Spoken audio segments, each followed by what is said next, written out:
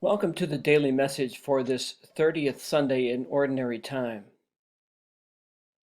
One of the rituals of Catholic spirituality that I've witnessed ever since I was a boy was the practice of Eucharistic adoration.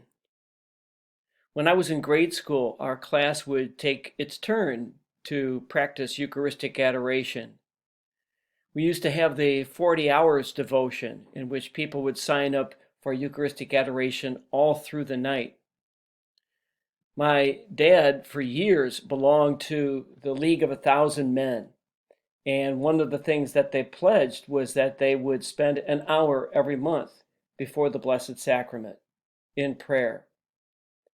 And in the various parishes where I've worked, I've noticed the practice of Eucharistic adoration. And one of the things that I always recognize is just how reverent people are when they approach the Blessed Sacrament.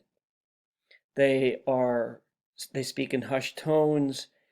They genuflect devoutly, sometimes even getting down on two knees or bow profoundly and pray with great respect and reverence before our Lord in the Blessed Eucharist. And thinking about Eucharistic adoration made me also reflect on today's gospel. Jesus is tested by the Pharisees, one of the scholars of the law, who says, "Teacher, which commandment in the law is the greatest?" And Jesus answered, "You shall love the Lord your God with all your heart, with all your soul, and with all your mind. This is the greatest and the first commandment. The second is like it. You shall love your neighbor as yourself. The whole law and the prophets depend on these two commandments." What this has to do with Eucharistic adoration, in my mind, is this: that I think the Lord calls us to show the same reverence that we show when we're in the presence of the Blessed Sacrament in Eucharistic adoration.